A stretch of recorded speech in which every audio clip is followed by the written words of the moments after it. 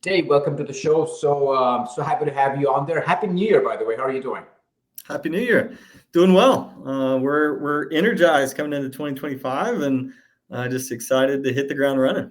I imagine this is already a busy year time for you, even though like we're 4 or 5 days into the year. It is, yes. You're always in a varying stage with multiple potential partnerships, and we've got one that we're looking to officially partner with at the end of the month, and kind of 3 or 4, maybe a handful that are kind of right behind that. So coming into this with a little bit of a full plate, but it's always exciting and it's always fun to see the growth. So we're thrilled about what 2025 has in store for us. Same here. Tell us a little bit about Courser's platform and what role you play in that. Sure. Our platform strategy is relatively simple. We want to be the best home for business owners and their employees. Our entire team spends a ton of time focusing on opportunities for our A players. We're just big believers that if we focus on growing the individual, that we'll grow the company, and the bottom line will take care of itself. Now, yes, you have to manage your P&L, but that's our core strategy here. And for me, I'm fortunate enough to just be able to kind of help with our inorganic growth. So I head our M&A efforts here at Courser. Been with the company a little over 2 years, about 2.5 years now. Prior, I was with a PE-backed commercial HVAC company for about 5 years. That's just where I got my stripes, so to speak, or just learned how to operate in a fast-paced, acquisitive environment. And is Courser PE-backed as well? We are. Yeah. How many acquisitions have you done over the last few years? What was 2024 like, and what are you looking at to do in 2025? So we've been PE backed now for a little over 2.5 years, and in that time, we've completed 16 partnerships, with 9 of those in 2024. So really, started to get our footing and started to get some scale last year in 2024, and in 2025, if we can do at least what we did last year, ideally more in terms of volume, that would be ideal. We had a couple larger acquisitions earlier in the year last year, so we'll see from a revenue and EBITDA perspective what that looks like. But in terms of volume, we'd love to do at least the same amount. Very busy year then, 2024. That 9 is a pretty solid clip. What was the range of sizes you did? Range would have been somewhere from around $1 million of revenue for what we would call a tuck-in. So a much smaller MSP that was in a market that we already had a presence in. So that size is a little bit different for what we can consider for a tuck-in. Up to, I think the largest one was just shy of 15 million in revenue. Okay. And geographically, were you concentrating in any area, or these came from various different places in the country? These came from various places. We had one up in Washington in the Pacific Northwest, one in California, one in Arizona, and then you come over to the East Coast a little bit. We're national at this point, so we have business up in New York, down in Tampa, and kind of all over it currently. From a PSA standpoint, do you care what PSA it is, or you're PSA agnostic? In terms of what they're on, we're PSA agnostic. Yeah. That said, we're a ConnectWise shop, so shop. There's a little more familiarity, obviously, with the businesses already on ConnectWise. But that said, we've partnered with businesses that weren't, and it's a process that kind of got down at this point. Yep. What differentiates Courser's platform from that of other big buyers in the marketplace? Sure. I think the biggest difference is really our ability to grow despite integration. We are firm believers that integration gives us the ability to go further, faster. The best way to describe our approach, I would say, is at a high level. Externally facing, it would appear as there's been no transaction.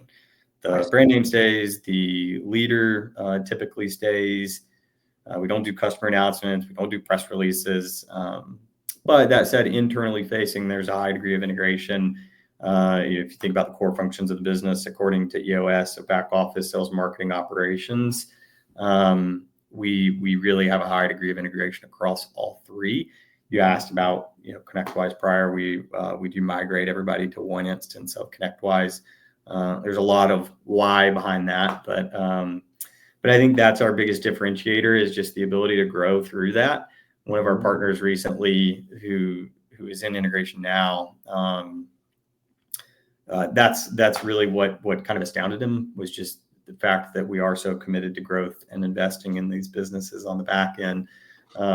Again, really focused on growth despite that integration. I think a lot of times integration can have this reputation of being so disruptive and potentially taking businesses backwards. At a consolidated level, we grew very nicely organically in 2024, which we were really proud of. So we do feel like we've got a little bit of a secret sauce there. So you do an acquisition. Does the founder stay, or does he have to stay, or can they leave, but you still would expect somebody in leadership to be managing that company? We'll take it a little bit case by case. So I mentioned a tuck-in earlier. So we've had a scenario where there's a smaller business in a market that we're already in, and if in that case, if the leader of that business is ultimately looking to exit, it would be open to that. Obviously, it's a customer service business at the end of the day, so you really just want to make sure that we've got security around the customers and the employees in that transition. So if we have a plan for that and someone wants to step away, then that's okay. Now, for a larger business, where maybe there's less infrastructure around the leader, that gets a little more risky to think about that individual leaving the business in the near term. And we've certainly had people who have joined saying, "Hey, I've got maybe 2 or 3 years ahead of me, right? But I'm not here for 5 or 10," and that's okay, right? Biggest assets that we partner with are customers and employees, and as long as we can feel we have a high degree of confidence that those are going to stay and we can continue to build upon those, and we have a leader there, we do want a chief in the business, then that's kind of okay. But I would say 9 times out of 10, the folks who partner with us, they end up staying to lead their business. And did I hear you correctly that from the client's perspective, their interaction and the logo that they're interacting with, the emails that they're receiving, that doesn't change for them? Is that fair? That's correct. That's correct. Okay. Customers wouldn't have to know about a transaction. Okay. And on the back end side, though, you do integration. Do you do like the integration of the finance department, for instance? Would you do integration of the HR department? Is that the kind of integration we're talking about here? Or would you allow them to continue to function separately? We do. So yes, we fully integrate the back office. Okay. So think about payroll, benefits, finance, accounting. Most entrepreneurs didn't get into business to close the books every month and worry about cyber insurance renewals and open enrollment, et cetera, et cetera. So we do want to fully integrate that, take that off their plate, give them back their highest and best use of time. And 9 times out of 10, and this isn't a knock to local MSPs, we feel like we can improve businesses' financial function. Typically, we have better benefit packages that we can offer to their employees. So this tends to be a positive for most business owners who go through the process. From a sales and marketing perspective, this is where I would say it's a little bit of a different path for each business with the same end goal in mind. We just try to meet them where they are in terms of their operational maturity level. If it's a founder, bootstrapped entrepreneur who is this sole sales function of the business, now we're focusing on how do we go install a professional sales organization to drive new logo growth, yes, but also make sure that we have a solid account management function. If there's already an existing sales and marketing team, then great. We're not looking to come in with an axe and try to disrupt something if it's working. That said, we may continue to invest just to try to pour gas on that fire and see if we can help the business grow faster. Yeah. And then from an operational perspective, this is where it's a lot of system alignment, yes, and just a lot of discipline and just improving their operational maturity from an operational perspective. We are a connect car shop, as I mentioned earlier. So for us, it's getting on one ticketing system. We want that ability to have a single pane of glass across the entire organization. So this is definitely a heavier lift for businesses to go through, but that said, our VP of integration, Kelly Medlock, she worked in the first MSP that we partnered with, Palmetto Technology Group out of Grenville, South Carolina, as their COO for many years. So she is very knowledgeable about the inner workings of MSPs, and she's got a really good process just for helping us and helping businesses go through that ConnectWise migration. But getting on a single pane of glass opens up a lot of benefits for these businesses. From the perspective of reporting, if there is a owner who sells into you in the beginning, who are they reporting to? Typically, they will report into a regional vice president. So we have two currently. As we continue to grow, that number will inevitably change and grow with the business. But these are folks who partnered with us, and they had very sizable MSPs, and they had a good management team around them. So anyway, these folks were in a position to elevate into a regional president's vice president role, and just take on that presence. So that each of them currently have quite a few MSPs reporting into them, but that's who a geo leader would report into. So they seem to like it. Obviously, these folks have sat in their shoes and they've made this decision, so they know what the diligence process is like that they just got out of. They know kind of the emotional decision that they made, and then obviously from an integration perspective, it's super valuable for these folks to help new incoming businesses manage through that integration process. Mm-hmm.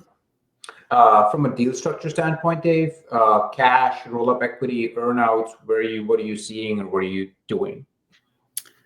We typically, it's pretty simple with us. It's cash and rollover equity. The amount of each, there could be varying degrees, just due to, that could be customer concentration, that could be runway of the seller, that could be the demonstrated ability to grow. A few factors could just what the seller is ultimately looking for. If they're trying to push up or down by a small degree, that's nothing we're going to shy away from. So we'll listen to our sellers in that regard as well. But it's a pretty straightforward structure typically. Okay. So cash plus rollover equity, like typically, like how much is equity? Is it 30%, 15%, 30%, 50%? Where are you guys on that? What is your preference? I would say typically it's between 30 and 40% of rollover equity. Again, if someone's going to operate near those kind of guidelines, that's okay with us. If someone said, "Hey, I really love what you guys are doing and want to push more into rollover equity," we're open to having that conversation. So really, we'll work with the seller just to find a structure that will work for both parties. I think a lot of we refer to our business as geos, but a lot of our geo leaders or business leaders, there's a ton of confidence in what we're doing and our ability to grow, and our strategy. So, if you asked them, would people have wanted to push more in? Maybe. I don't want to speak for them, but we tend to try to meet them with a structure that works for both sides. And earnouts, I didn't hear you say earnouts. You guys do earnouts? Just not that much, or do you feel like you don't want to do earnouts? We have done earnouts in kind of unique cases. Okay. For example, if there is a tuck-in, which we've talked about a couple of times now, but that's a little bit of a different structure for us. That's one where business is going to go through a lot of change, right? The name's going to go away. Reporting relationships will certainly change. It's more of a larger entity really trying to absorb a smaller entity. So with that, we may put in place an earnout structure just to make sure that the revenue that we think we're buying comes over, and we've got a little downside protection in the event that it doesn't. a typical structure wouldn't contain it. It would take a little bit of a unique business for us to want to entertain an earnout. The why on that is we really, in my old world, we use earnouts all the time. But what it does is it does create a little bit of a bubble. Right now, the seller, the business leader, is focused on their little bubble, and we really want you focused on Courser. With rollover equity, everybody's on the same ship rowing in the same direction. And we really don't want, competing priorities of someone throwing up their fence saying, hey, this is my little bubble I have to protect because I have an earnout in place. It would take a unique structure for us to want to do it. Nothing that we would shy away from in the right scenario, but typically we don't start with that. Yeah, makes sense. Anything you can share with us on an ideal size for an acquisition in terms of their EBITDA, and like what might be too small? Sure. Well, look, I think probably like most people who are active in the space from an M&A perspective, we'd love a $10 million revenue, $2 million EBITDA business all day long. As you're probably aware, that's not all that common in the industry. I think if you look at some of just the SLI or more macro level industry data, I think the average size is somewhere around $3 million of revenue. To date, our average size is somewhere between 7.5 revenue, I believe. What's the range on that? If we are talking about a small tuck-in versus maybe what we would call a hub, where we're going into a new market with a business that we're looking for some scale, that range, considering both of those scenarios, could be $1 million revenue to the largest was between 14 and 15 million of revenue. Average size, I would expect to be in that 4 to 7 range of revenue. Would we go into a market with a smaller business that's 2 to 3 million of revenue? Maybe. It would take the right leader of the business. So it would be a lot more factors would come into play, but we would really want to focus on the individual and just, the confidence that we have that the leader of that business could support for future growth. Yeah. Let's talk a little bit about what kind of things you look for on the financial side in terms of the business profile. What are some key things that are important for you, and are there any red flags? Several. So from a quantitative perspective, we'll certainly take a look and consider the scale, just total revenue. We spend a ton of time looking at organic revenue growth, as well as just the quality of the revenue. So thinking about how much of it is recurring, growth of the recurring revenue. We spend a lot of time looking at gross revenue retention and net revenue retention. Gross revenue retention, you think about like a bucket, you come into the year with a bucket of water, how much of it is leaking? So just downsell and lost customer. Net revenue retention, how we define it, is that plus your ability to upsell and cross-sell and generate price increases. We're certainly paying a lot of attention to the margin profile and customer concentration. So when you think about just the quantitative side of how we evaluate those businesses, those tend to be the key metrics that we'll focus on. From a qualitative side, definitely looking at geography. How many years have you been in operation? Are you founder-led? What's the runway of the leadership and just the overall management team structure? We'll consider your tech stack a little bit, but definitely consider too just your operational maturity from a sales perspective. How are you driving new logos, and what is your ability once you have a new logo to now cross-sell, upsell, and really drive that net revenue retention? So a lot to consider from a quantitative and qualitative perspective. I would say culture is a huge piece for us. Excuse me. I know that's probably a common theme that you hear from a lot of buyers in the space. For us, it's critical. You think about folks that go through our integration path, and it's not easy. So we need to know that we have a strong culture fit.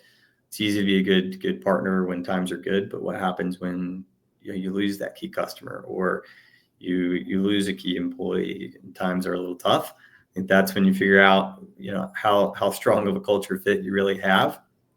So we try to spend a lot of time in person with these with these business owners. I think that's just the best way that you can ultimately gauge culture. Mm-hmm. And I like to use the analogy that a lot of our business leaders use, and that they can hire off of culture and teach the tech talent. Sure.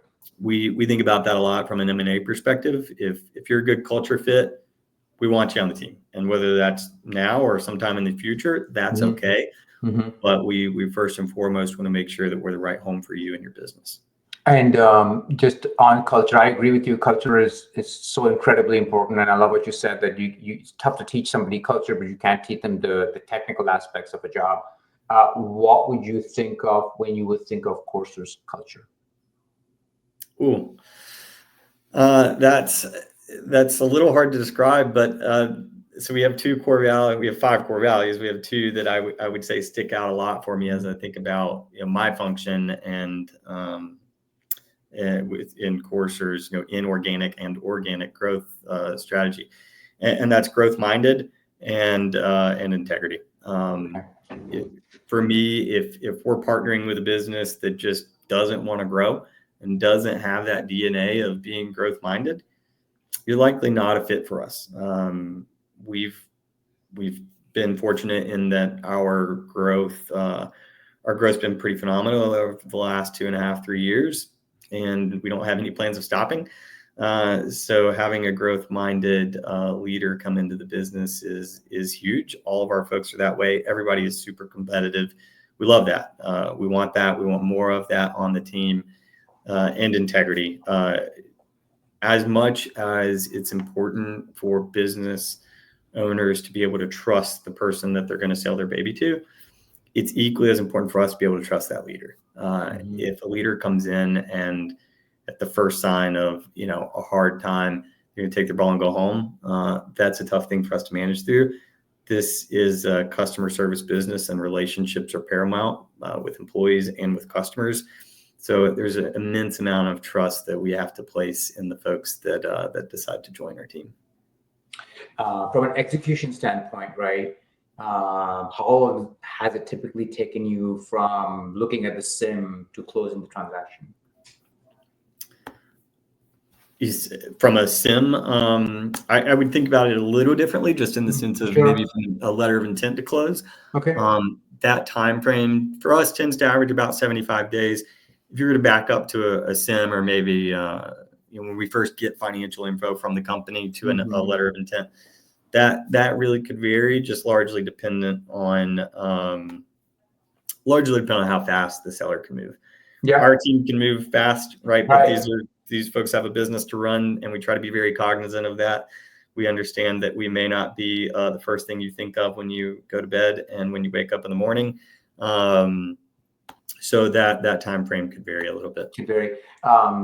Due diligence process, various people in the industry will point me to 2 months to 3 months. Does that sound right to you? Due diligence during that, yeah, that sounds about right. That's about our 75 days. So Yeah. we're right in the middle there. Yeah. For us, we certainly hear folks, well, hey, and sometimes this is broker or banker led, but hey, could you do it in 60 days? Sure, we can do it in 60 days. I agree. It can be a little more taxing for the seller in that scenario. 90 days is a very comfortable pace. Tends to get done sooner than that. What are some of the what are some of the most common misses that sellers make when they are getting ready for due diligence? What advice can you give them? The best advice I could give a seller is not to paint the diligence process as this super onerous process that you don't understand. Regardless of whether you have an advisor, that's my role. I can coach you through this. Okay. Your business, you're going to have advisors to help you along the way from a legal, tax, financial perspective. I think folks can hype up, the process as kind of like this big ugly animal.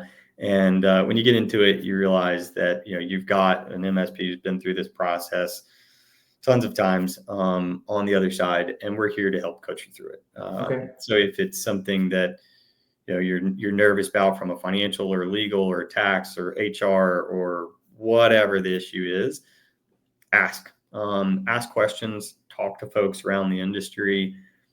Best advice I always encourage people to do is just have conversations. That could be with the buyer, that could be with someone who's been through the process. Get different perspectives. For us, we think we've got a good cadence, and again, we acknowledge that you have a business to run. So we're not here to, tax you and call you 17 times a day. We're here to coach you through the process. And we're not trying to take advantage of anybody. This is going to be your home. If you're going to come into our home, we want to treat you with a lot of respect and transparency. And that's what we promise people coming into the process. Mm-hmm. Very good. Going forward, 2025, I know you mentioned that from a pace perspective, you'd like to pretty much keep up the pace that you have had going for you in 2024. Any particular types of assets, any particular verticals, any particular regions? In terms of quality of revenue, we're an MSP. We want our identity to be an MSP. So we tend to focus on businesses that from a revenue perspective look a lot like us. Would we consider something that is more of an MSSP, which I know can mean 100 different things to 100 different people in the industry? Absolutely. I think cybersecurity will always be going forward to the extent that it has been already important to these businesses. And if we can find a strong security business, yes, absolutely, we would want to take a look at it. For us, it truly it's pretty simple. Evaluation. We're looking for good leaders who have good MSPs. No MSP is going to be perfect.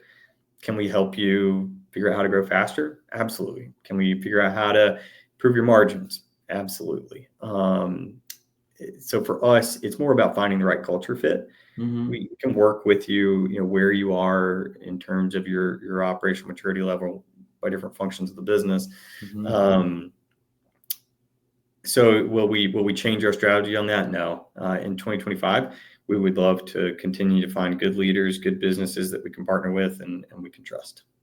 Are you seeing on your side with your MSP or amongst the MSPs that you're buying a greater push to incorporate AI-driven technology in various pieces of the cycle?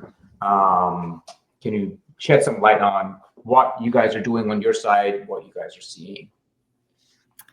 I'm probably the least qualified person in our business to answer this because I'm probably the least technical mind in our business. That said, so I will answer this like a finance mind. That said, I know Copilot's huge for a lot of folks. It's something that a lot of our businesses internally continue to improve upon, and it's something that yes, we are offering to our customers. There's a gentleman, Mark saying he runs business out in California for us, and he was an early adopter of Copilot, and I know he has a really good strategy with that. But I would say there's more automation with respect to PC builds, for example. Actually, in Mark's business, there was a really sharp gentleman. His name is Trey. But he was a gentleman that we took from just a local MSP and elevated to more of a courser wide role to really focus on automation for our different businesses. So we were excited to be able to see Trey step into that role. He's killing it for us. He would, give you a much more eloquent answer than I will. So before I say something that probably doesn't make sense to a lot of the technical minds that might hear this, I'll stop there. Yeah, no, I appreciate that. Appreciate the candidness as well. Let's talk about risks that you see, that might be underappreciated in this space. Sure. From an M&A perspective, I think there's so many risks. And it's funny, I was presenting on just M&A, kind of broadly speaking, at a industry conference late last year. And a couple of the first questions that we asked the room, just so that we could kind of gauge who was in the audience, was, I think we had 3 different sizes. Are you under 3 million? Are you 3 to 10 million or greater than 10 million in revenue? Probably somewhere in 80% of the room were under, maybe it was 5 million, under 5 million in revenue. Second question was, are you a buyer? Are you a seller? Or you just don't know? About 80% of the room were buyers. And that just kind of painted a little bit of a stark reality, I think, for a lot of folks in the room. There's so many risks when you buy a business. Does the leader stay? Do the employees stay? Is there a culture clash when you've got a 10-person business that you're thinking about partnering with? What happens if you lose 3 of them? What happens if you lose 30% of the customers, right? It's a slippery slope. And I think it's even tougher from a cultural perspective. You're partnering with an entrepreneur who has not had a boss for a period of time. And now you're trying to partner with that business and lead it and grow it, not just retain it. And that's a challenge, especially when you yourself are lean and trying to grow. So I think at a high level in this industry, thinking about M&A, I think there's a lot of risks to sellers thinking about partnering with other businesses who don't quite have the structure and the experience to really drive an acquisition. There's a really sharp gentleman up in the New England area who I know he partnered with a business and it went to zero. Oh my goodness! And that's a tough thing to recover from. Yeah. So you hate to see it, and that's not to say that people can't pull it off. It certainly can be done.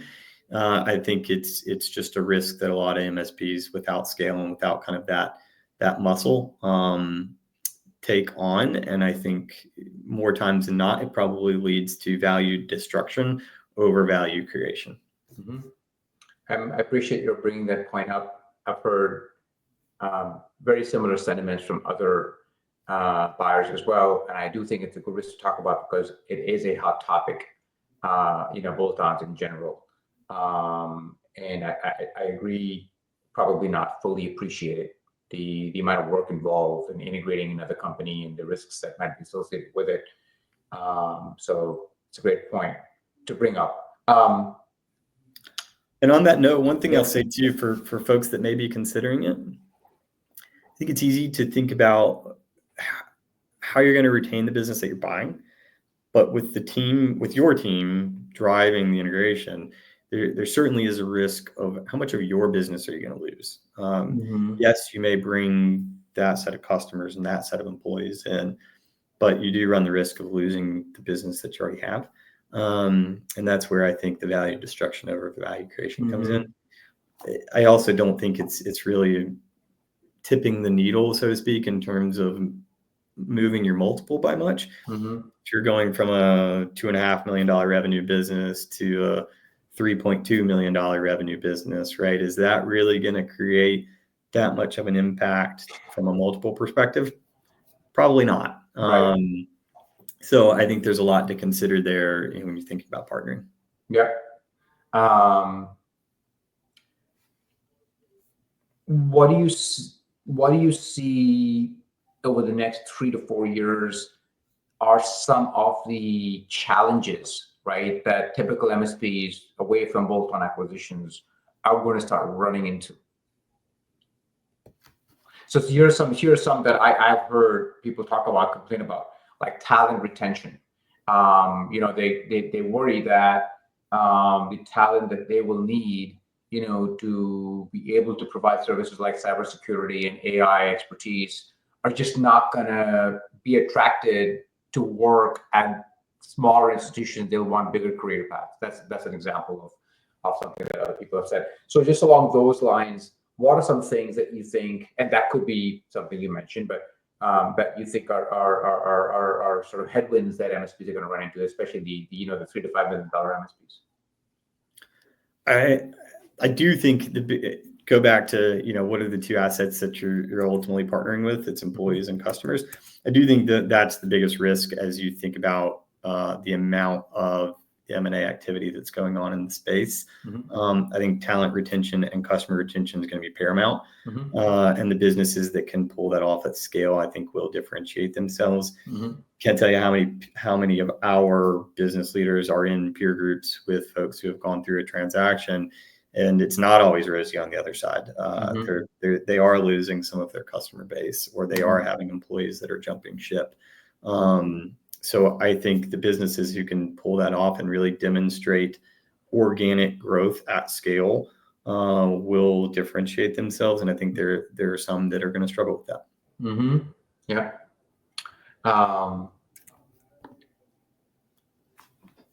In the next couple of years, right, several PE-backed MSP platforms are going to come to market, whether they sell themselves out to another PE firm or whether they go public.